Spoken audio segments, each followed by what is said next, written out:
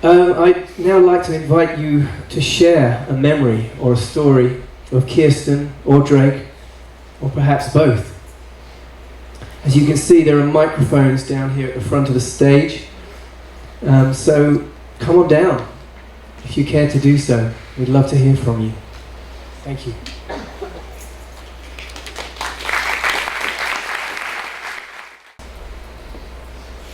Okay, I'm going to break the mold. I just want to get bold enough to come up here, but I couldn't not say something. I don't know, ever not knowing Drake or Kiersty. I sang at Deb's and Bill's wedding. I met Deb's when I was probably 16 years of age, but I think one of my fondest stories about Kiersty, as you can see, I'm a black woman. Bill and Debbie are white. But Kiersty always thought she had some ethnicity in her. And I always said she did because of her full lips, just like mine. So I remember Debbie telling me that they had all the genetic testing done, and she was disappointed to find out, no, I don't have any African American in me. But you know, Kiersty, I'm here to tell you, you are my child.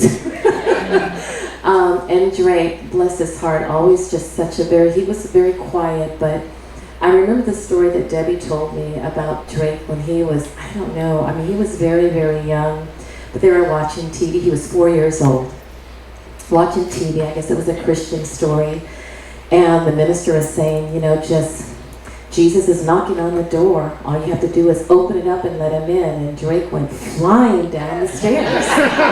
And Debbie's like, what are you doing? The man said all I had to do was open the door and Jesus would come in. Just the sweetest spirit, both of them. But you know, it comes from having parents like Bill and Debbie.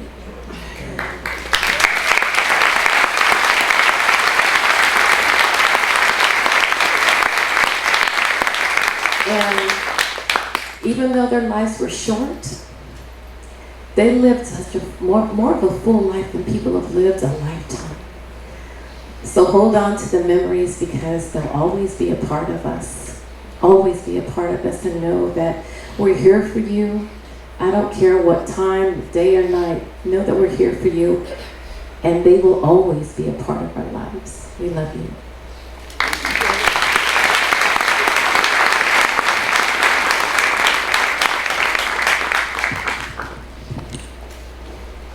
I had the pleasure of working with Kirsten on her music, and was one of the first producers that she got to work with, and I was introduced to her at 16 years old, and co-wrote with her Man on the Moon, which Josh sang beautifully there.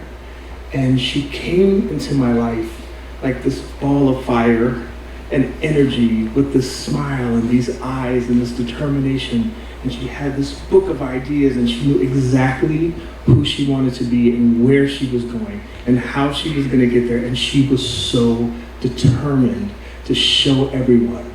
But none of that would have been possible without the two of you, because every day Kirsten showed up at the studio because one of her parents drove her from here to Los Angeles, waited in the car.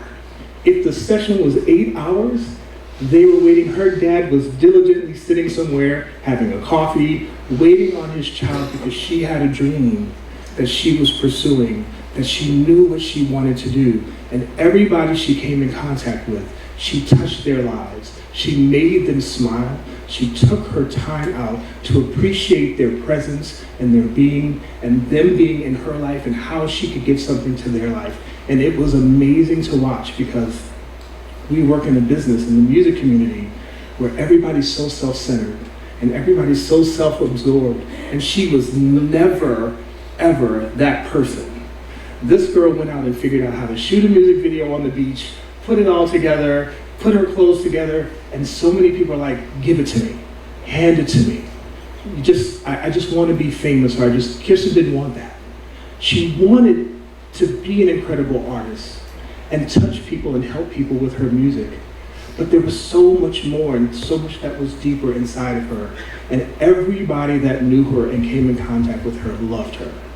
And she never let people feel separated from her. She pulled them in. And she pulled them in with her stories. She told stories about her brother. She told people how much she loved her brother. She told people she was doing this for her brother. She changed her hair color for her brother. She had these notebooks. His pictures were in the notebooks of ideas that she had about her career. And so I'm just fortunate enough to have worked with her in that capacity, to have known her family in that capacity, and to have been blessed by her myself. And I want to thank you both for bringing her into this world.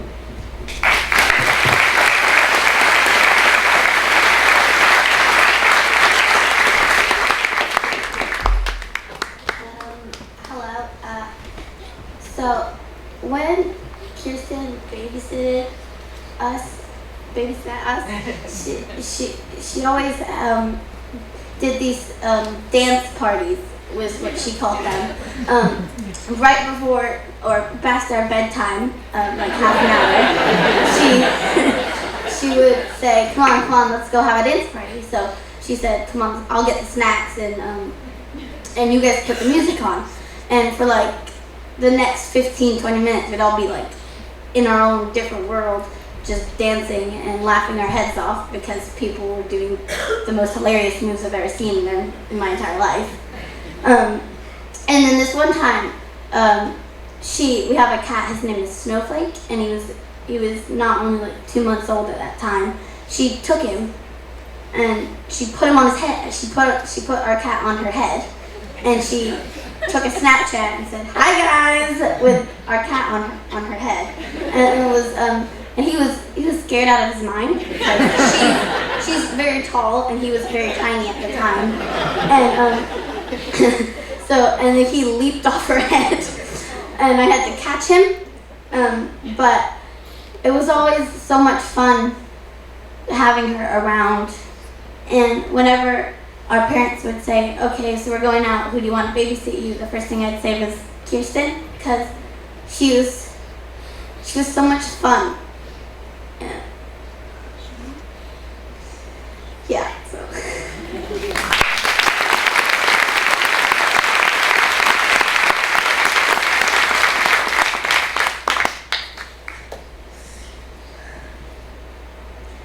I remember this.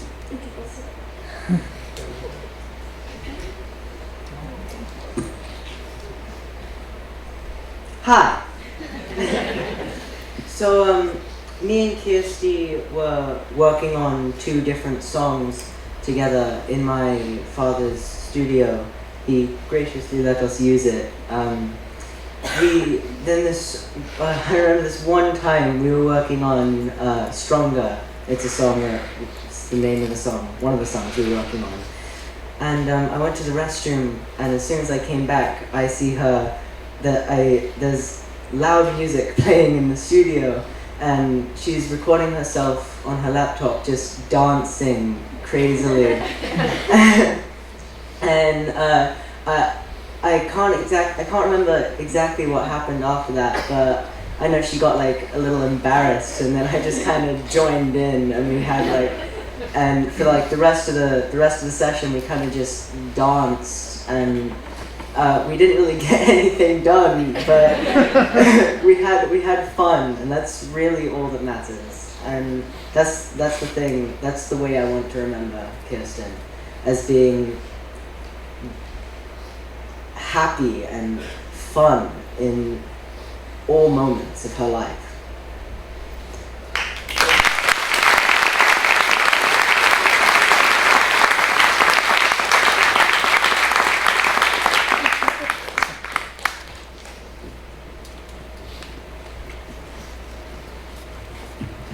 So, I guess I'll speak first for, I guess, a lot of the LA family that Kiki had.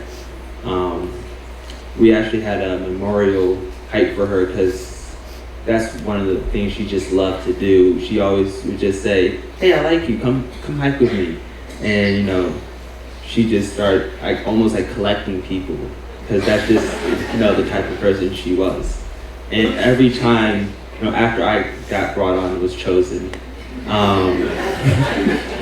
whenever she would bring someone new, she would say, "Oh, you gotta meet this person because this person's the greatest person at this thing, and they're gonna change the world, and it's so fantastic."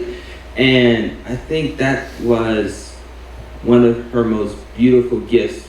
She was talented at so many different things, but people have different talents, but often have very few gifts. And one of her gifts was that she would just believe in people so much that if there was that little fire there, they would start to believe in themselves. And I know you're talking about wanting to have something happen this year to bring meaning to like her impact she had on people, and I can tell you it's already happened. I met my best friend through Kiki. There's so many connections that have been made through her. There's so many people whose lives were made better because of her. And I know I haven't met Drake, and I know just hearing the stories that they're siblings, because it doesn't surprise me at all. But the world has already changed because she was here. And I just wanted to tell you that.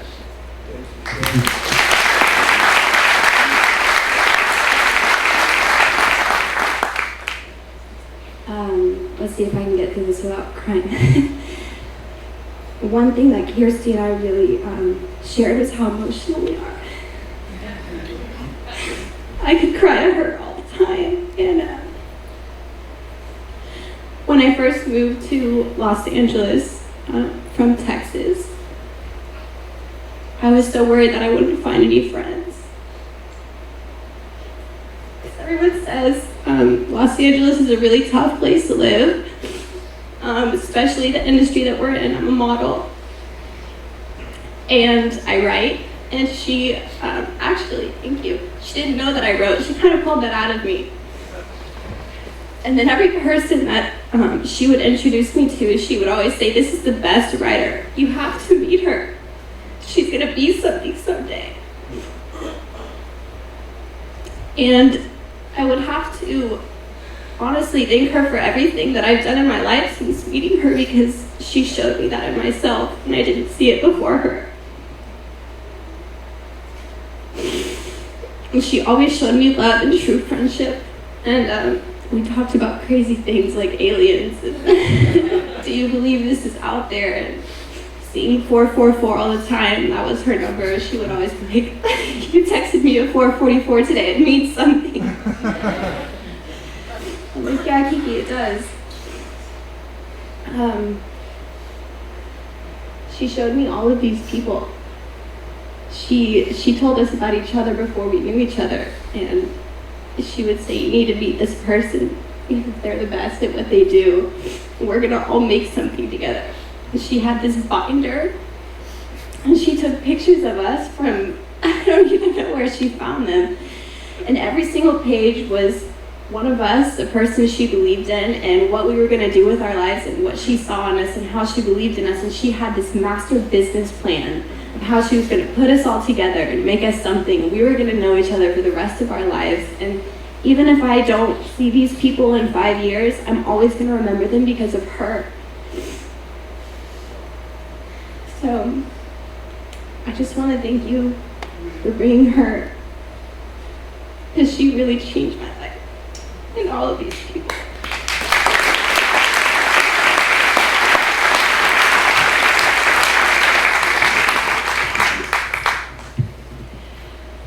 Well, I met Kiki pretty much the same time we all met. And when I first met her, I thought to myself, because I live in LA and you don't really find genuinely kind people out there. So when I first met her, I was like, something up with her. She's way too nice. I don't get it. She's up to something. But she was so consistent with her kindness that I didn't for one day ever believe she wasn't a genuinely beautiful person. And for some reason, I told her I was taking improv classes one time, and she started introducing me to everyone as a comedian. She's like, "You gotta meet Demi, she's the comedian." And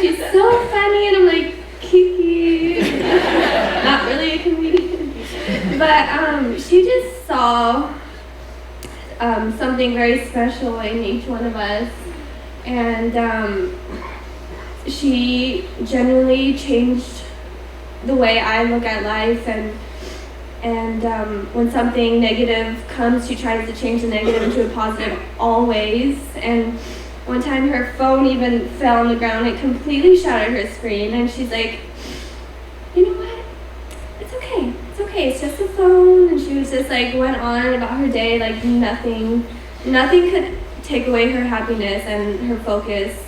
And she honestly motivated me every day. Hearing her voice in the morning, Demi, are you awake? Like, yes, even though I wasn't. Like, yes. How can you say no to Kiki? But she really changed my life as well as each one of us, and I met everyone through Kiki here, and I honestly think it was such a blessing to meet her and to have heard stories about her brother, and I love the bond that they had because it reminds me of my siblings and how close we are. And she'll forever be in my heart, and I'll never forget her family and her brother, and making that poster for Team Drake with the surfboards.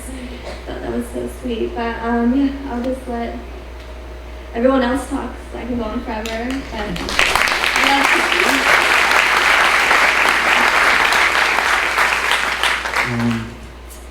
I met Kiki doing music. I was playing a show and there was a band opening, and I heard this girl singing, and she had an amazing voice and she was very beautiful, and I just knew I had to find out who she was. And upon getting to know her, I came to know very quickly that she's just as beautiful inside as she was out. And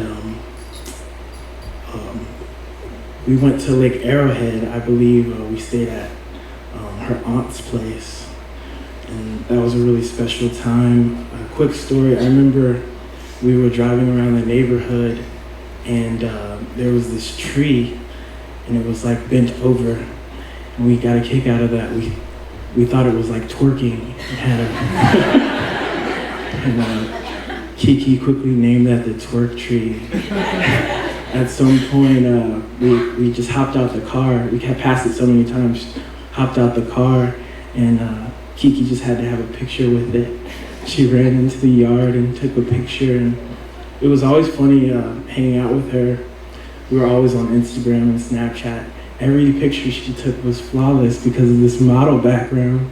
So she strikes this mean pose next to the twerk tree. That was typical Kiersty.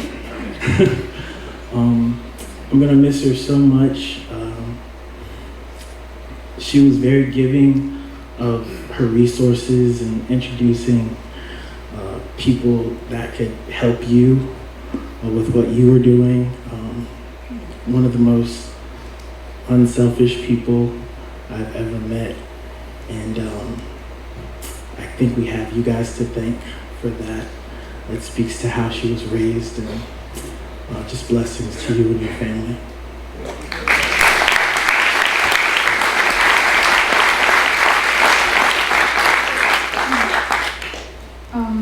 I'm Fiona. I met Kiki when I first moved to LA, and we shared a bedroom together.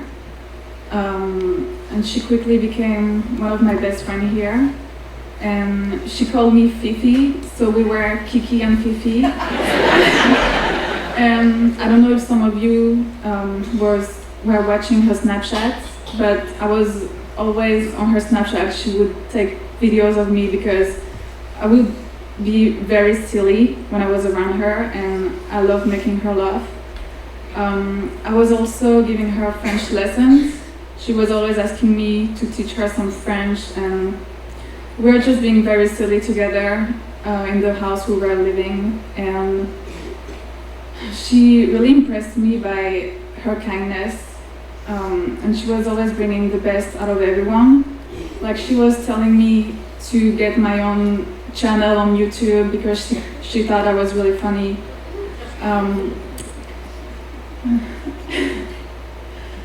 And yeah, she always wanted to help people, and she wanted to create like charities.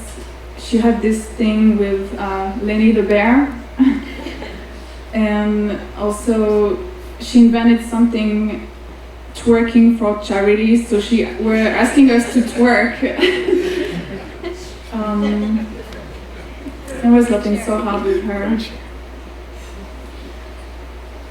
don't know what else to say. She made all three of us get along because all three of us girls live together, and you know how that can be sometimes. But she would always make us get along no matter what the vibe was. She put us all together, and she was like, "You're good for this, and you're good for this, and you're good for this, and we're gonna all be great together." So yeah.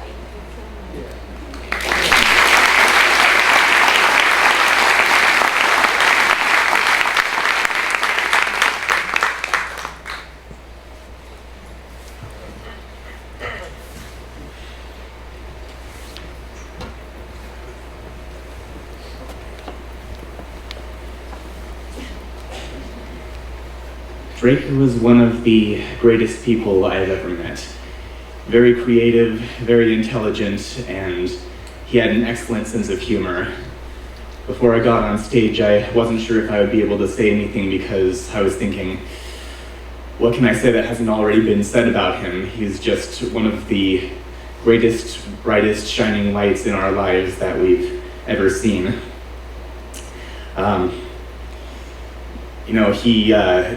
He had a lot of creative input for me when it comes to coming up with characters and stories, and he showed me a lot of really funny comics and videos and stories.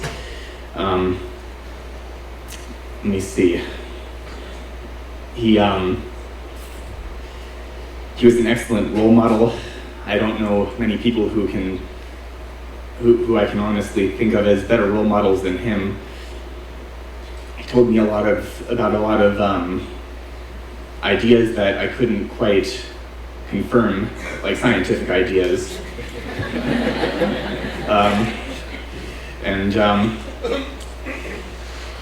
Like I said, his sense of humor was just amazing. He just had this way of making you laugh just completely unexpectedly. He was having a conversation with my sister. Apparently they talked about zombies, and my sister talked about this mark on her hand that was left by accidentally stabbing her hand with a pen. And he told her, well, hey, at least you have a little ink reserve now, maybe you could poke it open and use it to write.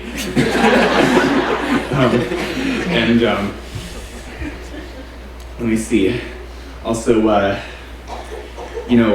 when I first met Tyler, I kind of introduced Tyler to Drake, and we hung out a lot. We played a lot of role-playing games. Tyler introduced Drake and I to Magic: The Gathering, and he came up with this really formidable deck that none of us could beat. He just completely guarded all of his defenses. And I just couldn't do anything to him at that point, and eventually he had to give up that deck for a different one because it was beating everybody all the time. Also, I'd like to thank Tyler because thanks to his outgoing and social nature, he introduced myself and Drake to his role-playing campaign where he met his love, Garrett, and I'd also like to thank Garrett for giving him somebody very special in his life to love, somebody who was always there for him in the times that he needed someone. And I'd also like to thank all of the friends that he had in the later years of his life, who he was also a very positive person. He always found compliments to give people.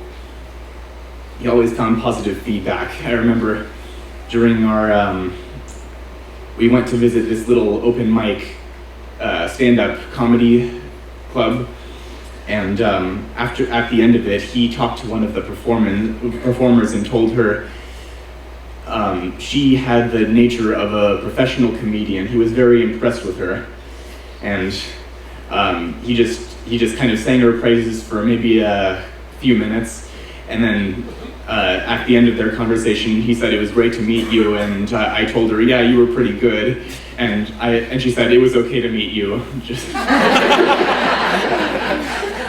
I'll let Tyler speak now.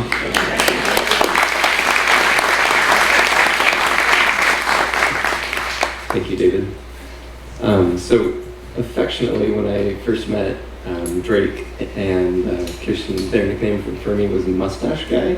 I don't know if I think they said that for probably the first couple of weeks that I spent hanging out with them. And Drake and I later found out that we were both born on the same day in the same year as well too, so we bonded over our Scorpio nature.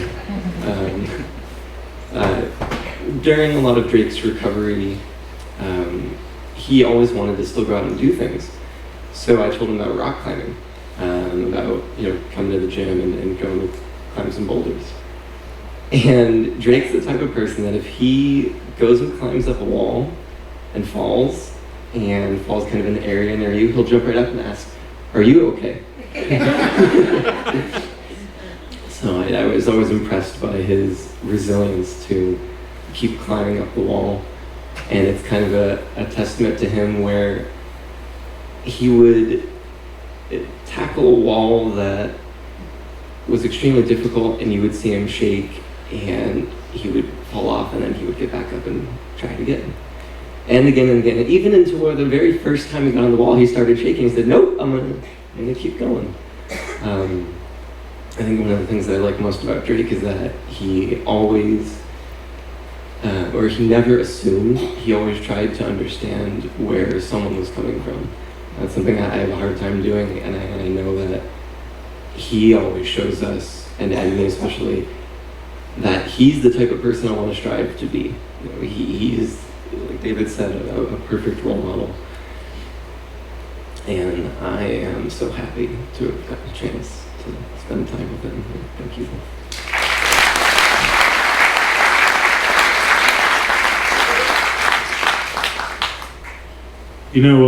I met Drake in high school, and there was so many stories that I could tell, but I'm only gonna tell you one, and it perfectly sums up Drake's nature, is his joy and kind of his playfulness. I had, in high school, hair up to there. And you remember, yes. I was sick of it. It was always in my face, so Drake said, "Let's get a couple of zip ties, and tie back the stuff you want, and we'll cut off the rest." So that's exactly what we did. We got zip ties, tied up like in a ponytail, and we got like safety scissors. Not even real scissors, just like crappy little safety scissors, and we snipped off, and that's how I got my first mullet. My first and only.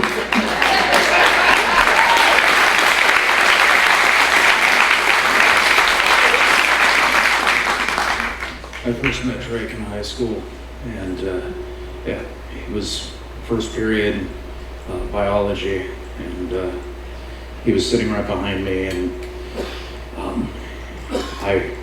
he had such a great sense of humor, and the conversations I had with him were the deepest, most complex, most wonderful conversations I've ever had with anyone. Like, he was so incredible.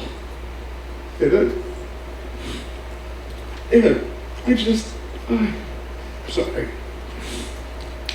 He inspired me to be a better person. He made me more philosophical. Like, he introduced so much to me that I wouldn't be, I don't think, half of what I am right now if it wasn't for him. It was like living with it was like going to school with a philosopher, like some sort of like ancient prophet who just had all of these ideas, and just, he was so eloquent, and there was no hate in him. Like, he didn't hate anyone or anything. I don't think I ever heard him say he hated anything. He just had this positivity that almost was unbelievable. And I met his sister. Occasionally I would like not be able to get back to my place, so he would let me stay over and we would have kind of a, like a sleepover is the technical term, and we would watch horrible movies. We saw a documentary about the 30 worst films of all time, and we decided to watch a bunch of them, and it was amazing. Yeah. I mean, yeah, Kung Fu Jones and all just insane movies. And we had this, like, it was just this pleasure of seeing something so clunky and terrible that it was almost, that was just entertaining. And I met Kirsten, like, during one of those times, and, like, she was just, had this, it was almost like she was just positive. Like, the same, it was like the same as Drake, but different. And I almost was like in my mind, like, is she for real? I was like, is she talking to me? Because I wouldn't talk to me. And she just looked at me like I was a totally normal person.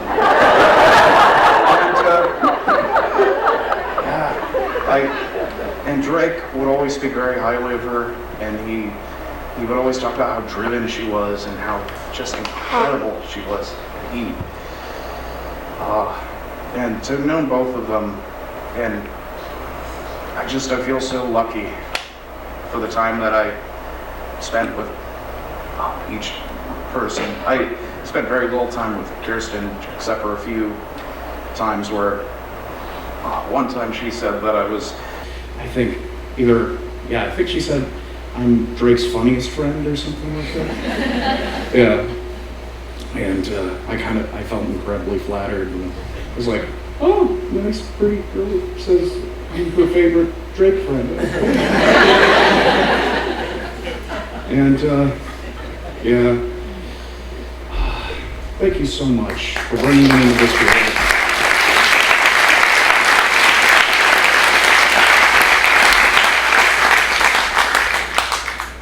So, hi everyone, my name's Suzanne, and let me take this off.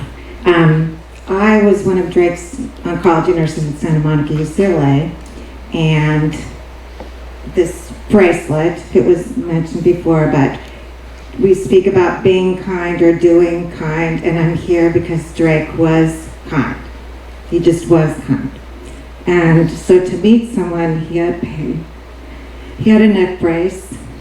He was in a hospital bed, and still he was so noble and dignified and kind that immediately he would ask how everyone else was doing, sincerely, always. And that to me is the most noble, beautiful trait.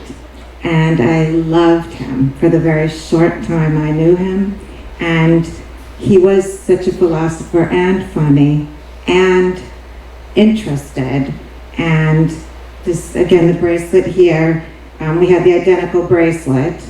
So I'm an oncology nurse, he's the word patient, but we weren't talking about pain or chemo or cancer or mad. We talked about, oh my God, we have the same bracelet. And then we did serendipity, and he was such a word person. So we played with words. I was struck with his quick wit. And so then again, I was Serendipity Sue was my name for him, and that's my name now. And people, as an oncology nurse, people will say, how do you do it? And isn't it sad? And how do you go back? But to see such courage and nobility and kindness in the face of where he was at when I met him is the biggest inspiration. And without being in the work I do, I wouldn't meet people like him. And he was one in a million with all the patients I care for. So I loved him off the bat. I loved his parents right off the bat. And we don't have time to play with our patients or play with the families, but I made time because I loved this family. And so one night I was there late playing with his mother, And all the nurses said, why are you overtime? How bad a day was it? So I'm just playing with them like an hour after hour. So I'm honored to be here, and from all the stories I hear, it hits home how right I was with how wonderful that person is. So anyway, that's all.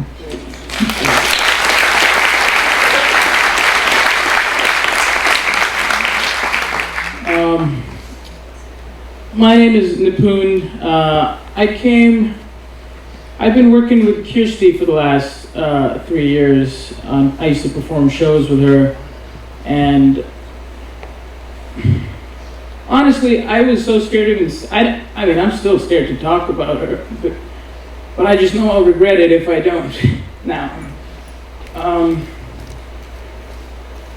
Kiersty, I don't even know where to begin. For one thing, coming to LA from India was extremely intimidating, and I met a lot of people who were, you know, LA's got this thing, they're nice to your face, and then that's about it. And I really thought, when I saw Kiki the first time, and she was always happy, I'm like, how is that a thing? Like, how is that a possibility? And then I was with her in school for a couple of months, and in one of those classes, she shared the story about Drake. And I was just like, oh my God, this girl is so real. There's so much going on under the happiness that she forces to come out. And it wasn't the happiness for herself. It was never that. It was always to spread the joy to other people, and I couldn't believe it. And I went and spoke to her immediately after I met her.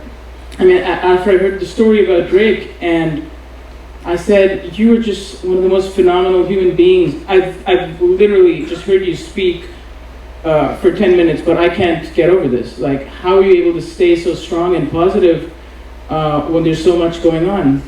And she said, I just like to make other people happy, because pain is only, you only feel pain because you can feel happiness.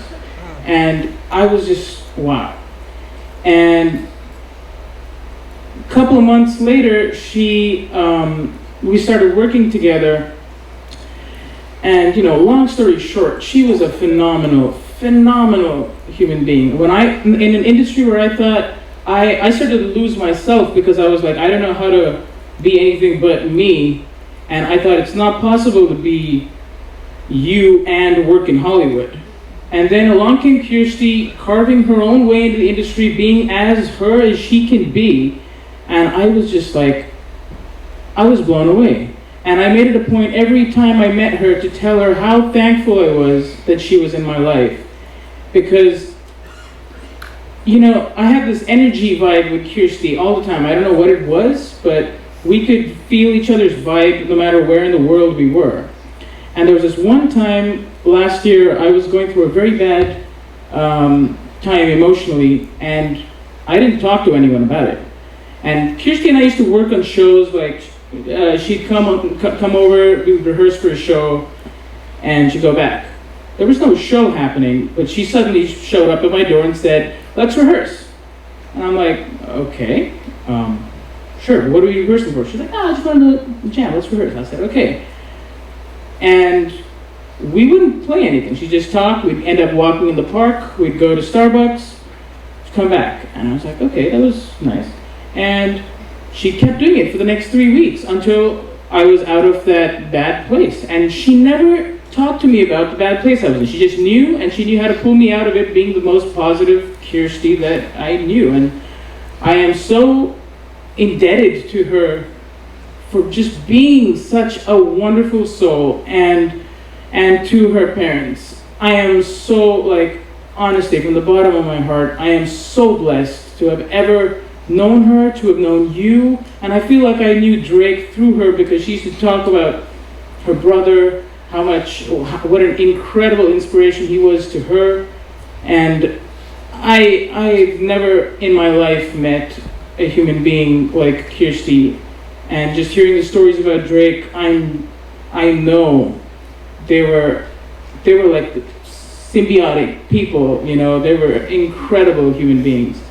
And just to thank you guys so much.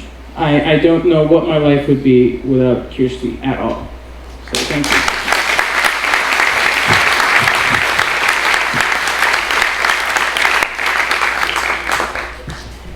Hey, I guess I'm back.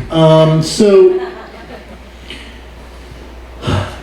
I just wanted to emphasize this, I guess, because I mentioned before that I don't imagine Drake as someone in a hospital bed, and I just want to cement like how much I mean that, because Drake was the person who introduced me to the concept of adventure.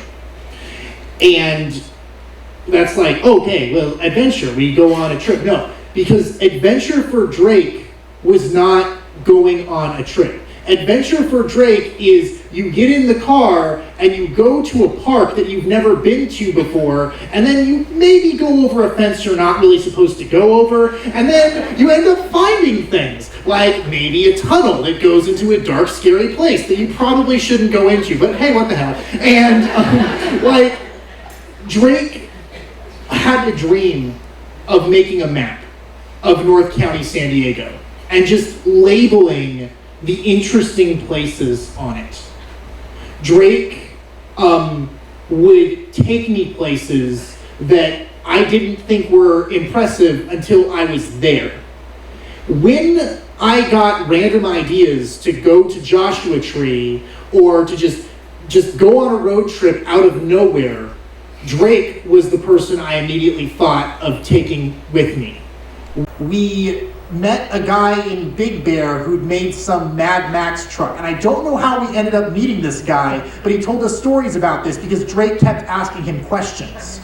We did all these amazing things. He introduced me to this parkour group in Balboa Park. Drake was always moving. He was always active. He was always adventuring. And, you know, the other day, my girlfriend was sick.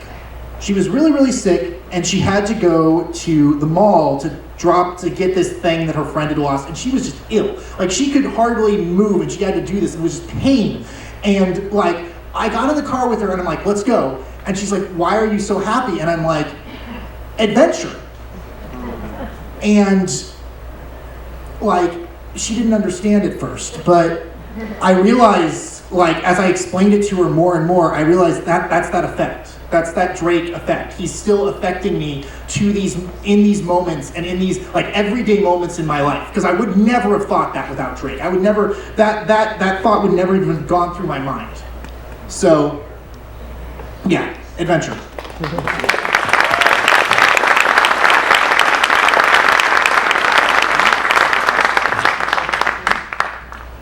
I'm really excited to follow the awesome poet guy, first of all.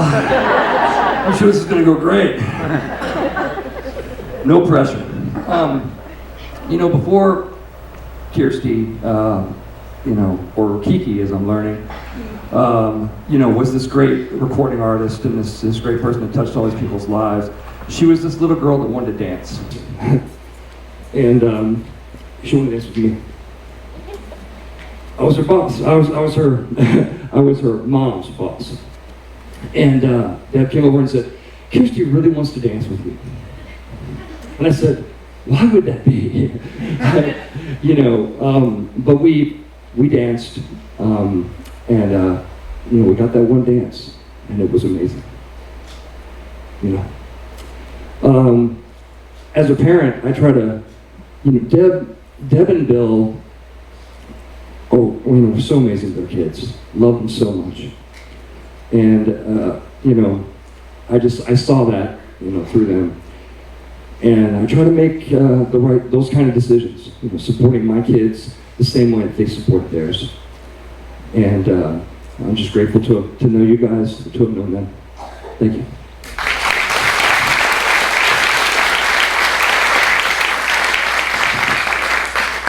Typically, this is a little bit strange for me to do, but all of you guys feel like family.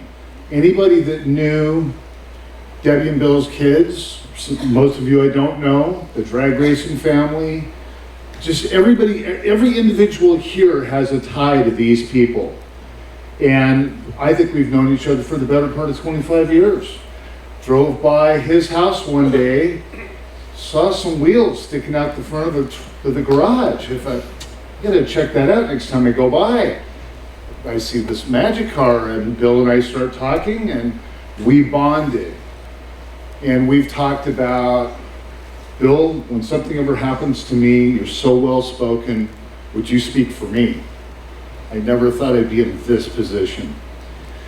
I try to tell people that when you lose someone that's near and dear, a friend, family, there's a little capsule that opens up that we hold for everyone in our lives.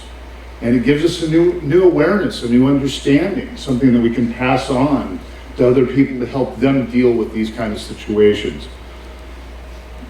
I can't even tell you, all of you have been impacted. I mean, these two people, I mean, look at all of you and the people that could make it, for whatever the reason was, but they still wanted to be here and they're thinking about this day. So I did not want to not do this for them, okay? These are the guys that brought us all together, and I love them to death. So if everybody would do me a favor and stand and give them a round of applause.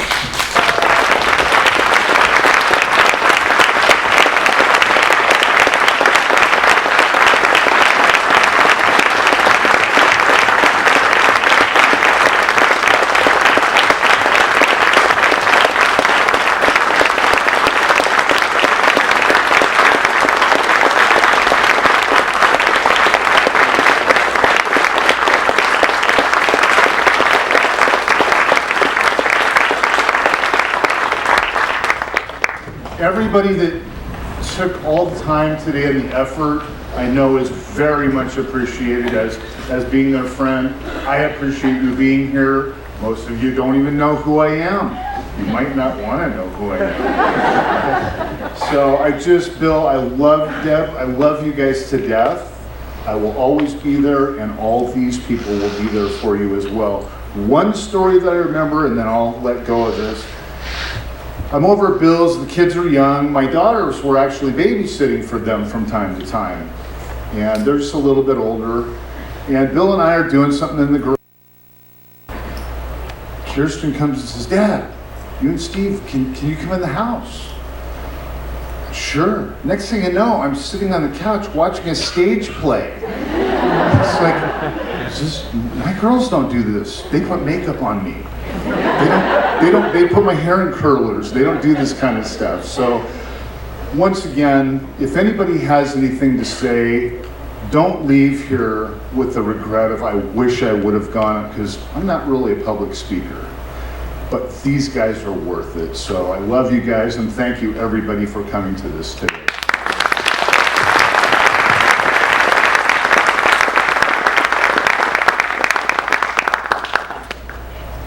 Hi everyone, and my name is Anna. How are you? Good. I'm a little bit nervous and don't normally do this. Yeah, we've had a speaker from India, and, no, I'm from Iceland. And I've actually promised my boys that I'll be here for Kiki. Sorry. I've been sitting here and videotaping everything and sending it overseas to my boys because they're just devastated.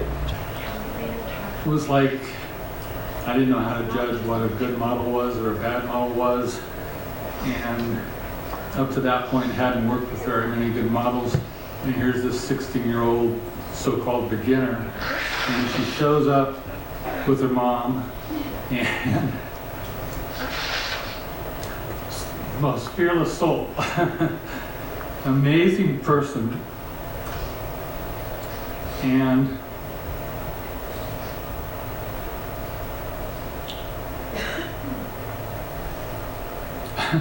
I think the thing that she taught me early on, which was a great lesson, is she was fearless because she said, well, I know you're only going to show the good pictures. She goes, all the bad ones you're just going to go past. And, you know, nobody wants to see those. And I think that's how she lived her life. She just looked for the good in people. And so it was hard for me to see her not want to be a model anymore because she was so fabulous at being a model. It was like, well, you can't waste that. You can't possibly waste that. But then she says one day, Russ, we got to make videos. And so all of a sudden, I'd been fooling around doing videography a little bit. And so we did a bunch of videos together and spent so much time working on video together. She'd come to these editing sessions and she'd bring candies and all kinds of things that would entertain me. Dots were our secret. She'd bring dots, these wonderful little, do you know what dots are? Well, I never knew what a dot was, but now I do. And they were wonderful. They would just give you that little bit of extra sugar and energy when we'd be exhausted. And there aren't too many people who really, because I love photography and I love doing what I do, and she's the one person who would wear me out. I mean, just wear me out. And maybe it's good I never met Drake because two of them would have been too much.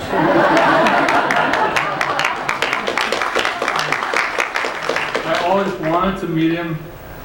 It just never happened. And I remember thinking I need to go and do videography with Kiersty and Drake, and because I know the story would have been amazing. And now I regret that I never did.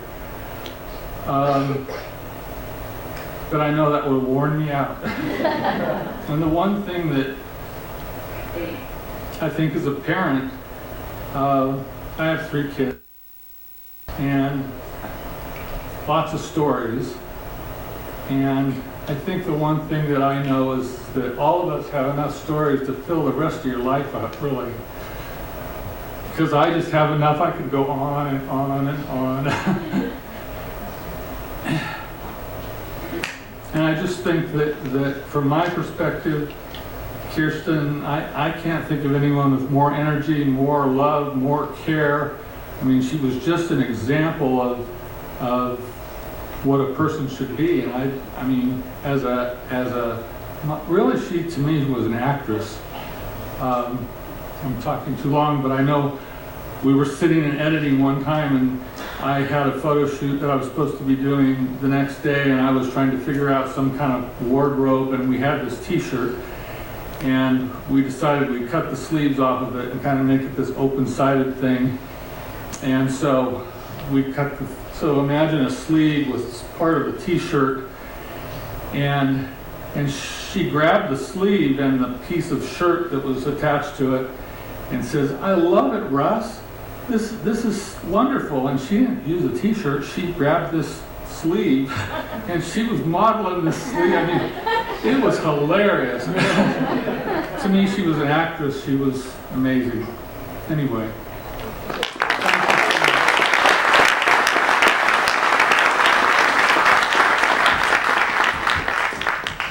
Hi, again.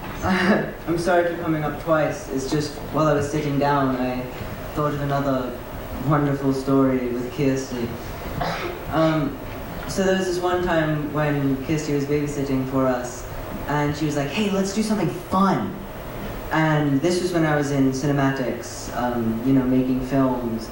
And so I was like, "Hey, let's make a video." And I don't know what happened after that, but somehow it became a music video. And I forgot what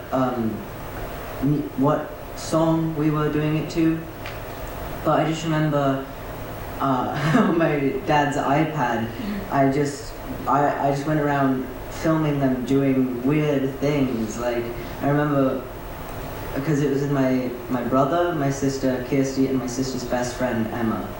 We never really got to finish the video because my sister's best friend moved to San Diego. So, but if we can find that video on my dad's iPad. I would love to finish it and hopefully show all you guys in a year's time when we come back. And I don't know what to say. I just want to say that I miss Kiersty very dearly, and if I had the chance to meet Drake, I'd know that I would miss him as well. Thank you.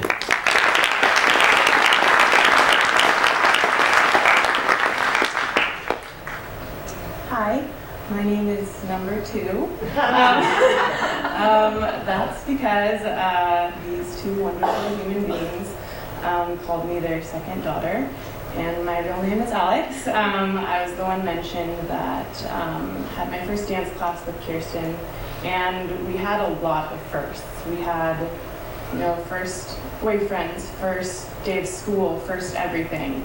My mom used to always tell me how Deborah ran up the street when she found out that we were moving in when I was 3.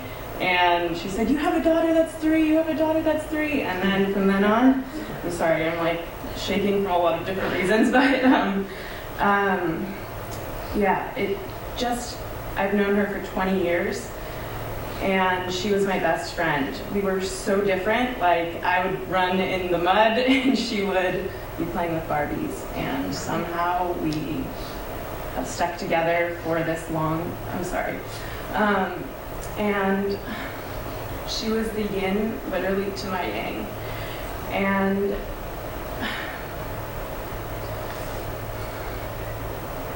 I'm like, a piece of my heart is gone.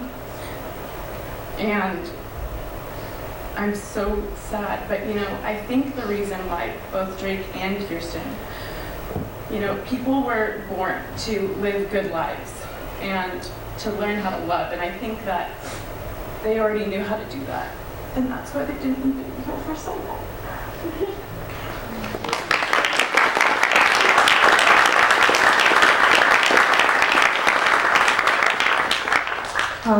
I'm Kaylee. I've had the honor of knowing Drake since I was 3. We had kindergarten together, and we bonded very quickly because we both didn't necessarily get in with the usual crowd. Our relationship was founded on a nerd basis, so we immediately started playing video games after the PlayStation came out. We had to be kicked out of the house after 8 hours to actually get some fresh air. And we did that day in and day out. And from a young age, we talked about philosophy earlier than we should while playing Spyro and Mario Kart. There's very deeper meanings in those if you really get into it. And Drake would put a meaning to everything. The red shells are this, and the banana means this. I'm like, I had no idea what he was talking about until like 15 years later. And I'm like, oh yeah, like that does mean something. And it went from there. I went to Harry Potter. We majored, Drake, he's a Harry Potter nerd. And we would get into a conversation till 3 in the morning, arguing about the rules and regulations of Quidditch. No joke. I'm not super proud of that, but that happened frequently. And then from there, it developed into physics. And we got into a long conversation about quantum mechanics and quantum tunneling. And wormholes, you get Drake on wormholes, and it's a never-ending conversation. The creativity involved on the other side of that wormhole is mind-blowing when you get in a room with him. And I asked him once what his favorite natural law was, and him and I are huge proponents of Isaac Newton. And he said, well, I think the most prominent one in my life is that it was the conservation of energy. Energy and matter, E equals mc squared, Einstein's famous theory. I can get into that. You guys will pass out within 30 seconds, guaranteed. So energy and matter are the same thing, theoretically, and he said that energy cannot be created nor destroyed, only transferred. And if there's a human being that really embodies that, it was Drake. There was no waste of energy with him. Everything he had was transferred to the people around him, and it was always positive and always moving. And if that can never be destroyed, it's very clear to me today that that's true. All of us being here are clear signs that his energy is still everywhere. And I can't even believe to imagine, everything you guys have gone through, but You've changed everybody's lives, not only by putting them in all of our lives, but by being such an incredible example of how two people can love their family and love each other. And yeah, you guys are like a family to me. I love you guys.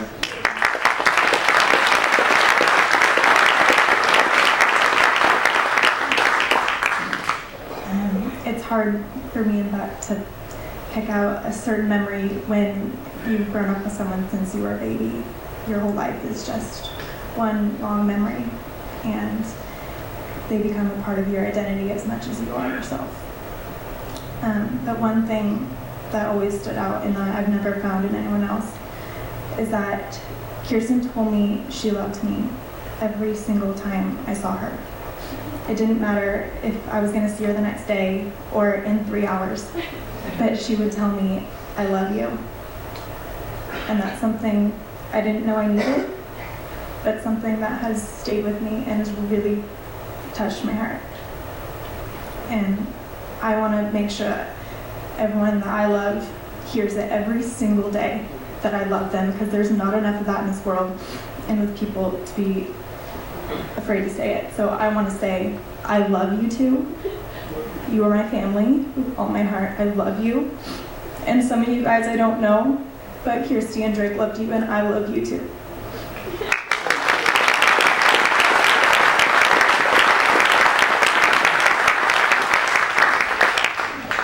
Hello everyone, my name is Nadia Daisy. Thank you for giving me this opportunity to speak. I was an actress at Palmer College, and I had the pleasure to witness the great smile that Drake gave everyone.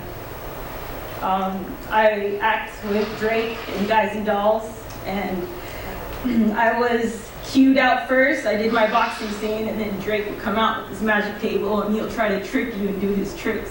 And then he'll go out to the side, and we'll continue on with the production. I also had the pleasure to work with Drake on Isabella, Pirate Queen. And it is a story about love, one love, loving everyone, sharing love, being loved, and always spreading it around.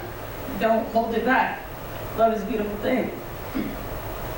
I was a pirate that had a relationship with another strong woman, and as an actress, there's certain things that you have to decide to do or don't do in a career. And there was something within the script that I wasn't personally okay with, that I didn't feel comfortable doing as a person.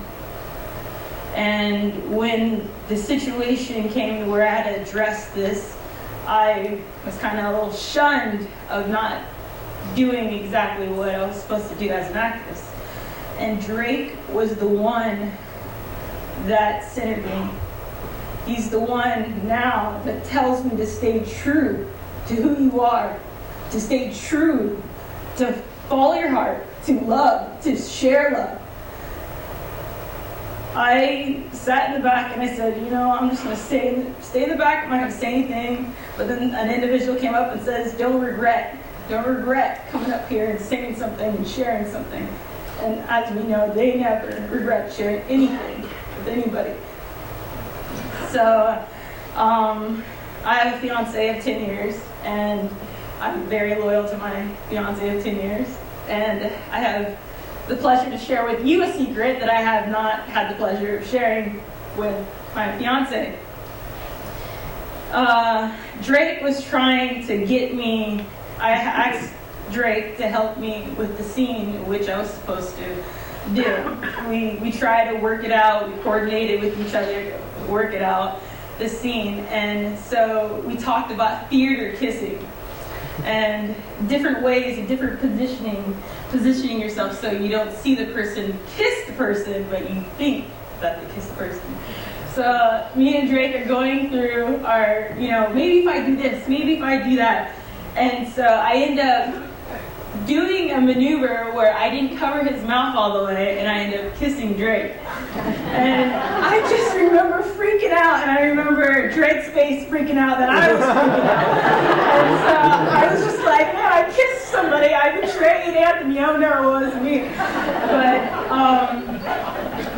But we had a talk and a discussion of our dreams. He discussed with me that he wanted to be on Glee and what his situation was, and he really wanted to be on Glee because if there was ever a chance to change anybody's life through anything, Glee gives that individual the opportunity to do that. And of course, we all know you don't have to be on Glee to change someone's life. And I just remember that being one of the main things. Every time I said goodbye, hello to Drake, I would always say, I can't wait to see you on Glee. I'll see you on Glee. And it was very heartbreaking to hear his story and the journey that Drake went through when I was at Palomar College to now, what he had to endure. I think one of the most remarkable things that blew my mind about Drake is he never ceased to surprise anybody. I threw a Halloween party and Drake had this crazy outfit.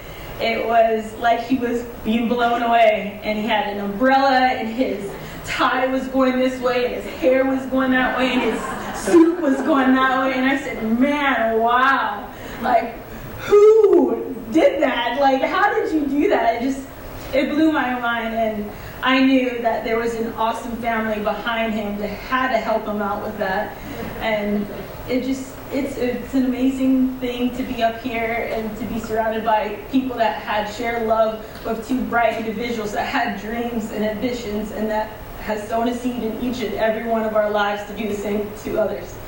And I just wanted to come up here and share that story that Drake's the only person I ever cheated on with Anthony. And it was the best affair that I ever had.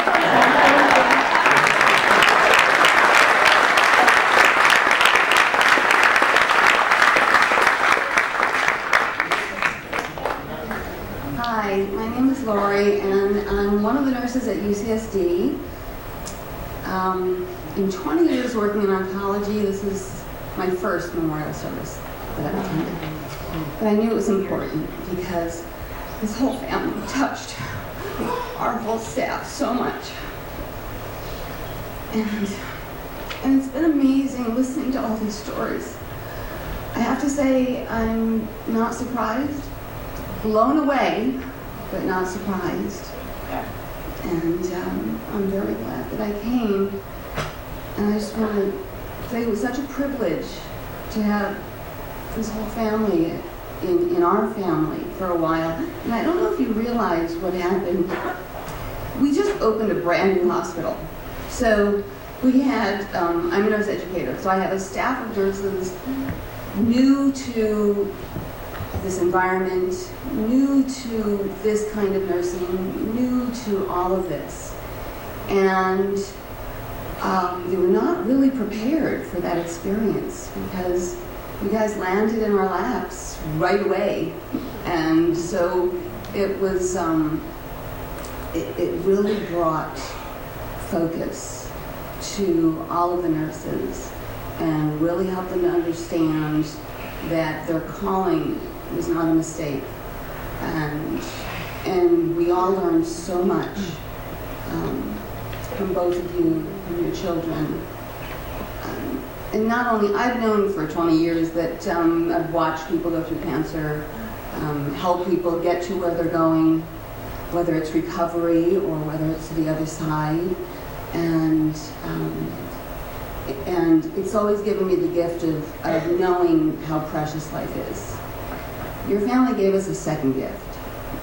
One, seeing how precious life is, and the other, knowing that you can find joy in every single experience, and joy and grace through this. And the effect is still there. Our staff is still talking about you, talking about Drake, talking about Kiersty, and really still learning so much from all of you. So, thank you.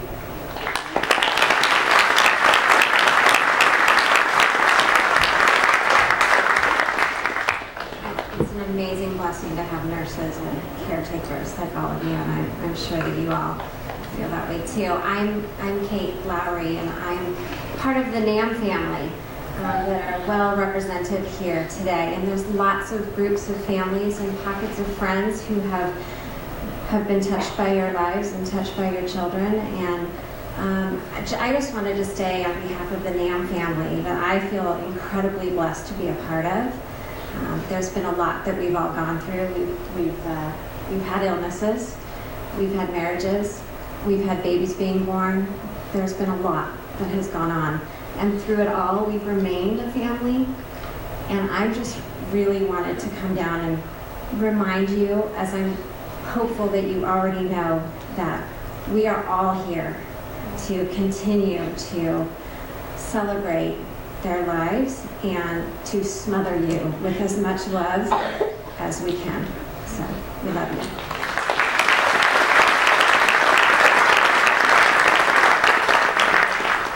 So, hello, my name is Libby. I feel like everyone had wrote something to come here and I didn't, and so just bear with me while I ramble. So Kirsten, I had to come up here and have to say some stuff because Kirsten was a huge kind of part of my adolescence and my formative years. And so back to the beginning. So I met Kirsten through Alex and Jordan, the two little blonde pretty girls who are just down here. With Kirsten, it was, I could never win being like the bestest best friend. And I would just make them be like, okay guys, best friend here. Like what is that? It's like Jordan, Alex, Kirsten. I'm like, I gotta be in there. And I could never win. Kirsten was always first. And I understand that. I remember the first time I met her, and it was like in 8th grade, and I don't remember if it was before through Alex or not, but I remember she's like, oh my gosh, everything thinks we look alike. And I'm like, to have someone tell you like you look like Kirsten, I'm like, well, that's kind of like my claim to fame. It's like 2 years later, she's signed by Ford and she's in LA, and I'm like, well, I didn't do that path, but she, just an amazing person. And I have memories of in high school, 4 of us always in kitchens for some reason, like laughing so hard nightly over nothing. Always in a kitchen. I don't know why. I have memories of that. And then I have memories of, when you're in high school, you're kind of a bitch. Like, you're a girl. You're like, you want to gossip. It's just how it is. That's not how Kirsten was. So there'd be times you want to you kind of start venting, like, oh, this girl's annoying me. Kirsten would be like, guys, let's not. Or me personally, like, oh, I just want to say it. She's like, no, let's not. You cannot be a bitch with her because she's just like, you can't. She's not gonna like it. So I owe a lot of me being a better person because of her. And just times of trying to watch Lord of the Rings, which was like my favorite movie, and Alex and Jordan, we were all trying to watch it, and Kirsten couldn't watch it, and we're like, okay, sit down, Kirsten, we're gonna watch it. It's a long movie, and she's like, oh, come get popcorn. She's like, who wants water? She comes back, and it's in the middle of the it's the best part. And because she was just like, just so much energy, and was just like happy, and there were times, in the movie, it's like, I'm a huge Lord of the Rings fan, it's like a dark movie at certain points, and I keep getting into it, and that's when she'd be like, okay, well, let me just throw some popcorn. I'm like, no, it's the best part. People are about to, die, no one's dying, but you know what I mean? Like, it was just, she was such a light person, and I don't know, I'm just rambling now, but she also, my last thing, so recently, this past month, I find this video, which I need to send to you guys if you're out there somewhere, and it's Jordan, Alex, me, and Kirsten, and this segment is like, most beautiful girl in the world, and I'm that person. I want to tell you guys, I'm trying to be an actor in LA, so it's like kind of like that was foreshadowing what I wanted to do. So I'm like the main person. I'm sitting in the chair, and Alex is filming, and like Jordan's in the background, and Kirsten's at the side, and they're like interviewing me about like what it's like to be the most beautiful person in the world. And it's Kirsten who's next to me, and she's in the video. You hear her kind of giving me pointers, and I turn around, I'm not Kirsten. What do you think? She goes, oh well. And it's this entire. I mean, it's literally like a 40-minute long thing that we just taped, and it's like just horrible. And Alex is like zooming in and out my braces, and Kirsten's there. We're just practicing posing with me, and we're like talking about how it's so hard to be so beautiful, because my head got huge, but everyone said that I looked like her, and I was like, well, then I have to do this video. Anyway, so that's all I can say. She was amazing. yeah, just kind of, you know, always made you believe in yourself. Like, if you need a confidence boost, you go hang out with Kirsten, and she's just like, you're amazing, like, you're gonna be famous. I'm like, you're right, I am. But by the end of it, you're like, oh my God, what's being insecure when you're Kirsten? And yeah, she was just a light. And with Drake, I never had the pleasure of getting to know him as well as, you know, you guys all did. But one thing it's just so in my mind, with all the struggle and all the battles he faced, there was never, I mean, literally never, I don't ever remember there being a comment of him being upset or down or, you know, and that's something, and knowing that, I haven't known you guys as long as Kirsten and Buck, or Buck and Jordan, but knowing, for a while, I've been here for a while, to never hear that through all these battles is just like such a testament. Just strong people, just the strongest people, and so kind. And it's just a testament to, like, don't take kindness as weakness, and I think people can. And because that girl, she's not weak. They're not a weak family. It's just a strong family, and it inspired so many people. And I want to say again what I said to you, because I think it's so true. You know, after the passings, it's like the world's not as, it doesn't seem as cheery. The colors aren't as bright, you know, things like that. But then I thought of it and I was like, that's actually, no, like, as kind of time has gone by, it's with them in this world and your family, it's brighter suddenly. It's kind of like you can see things, and it's, you know, things are clear, and you want to soak it all in, and you want to be present. And that's a gift that you can't, that's just a gift that they gave by being here. And so I'm done, but thank you very much.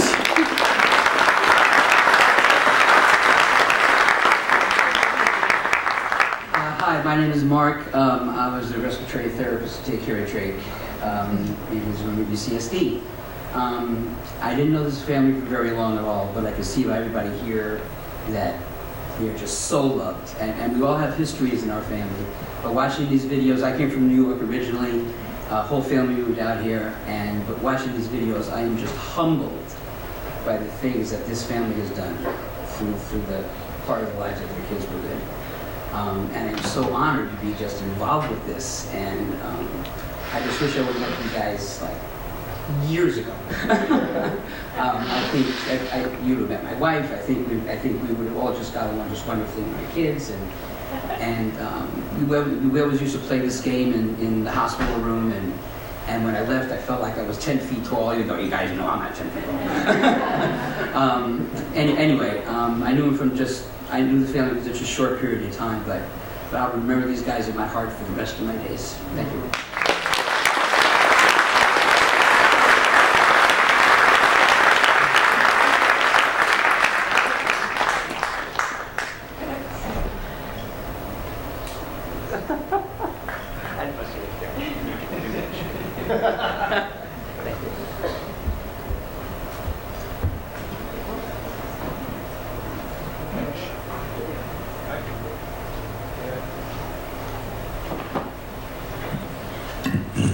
Well, okay, folks, I can't tell you how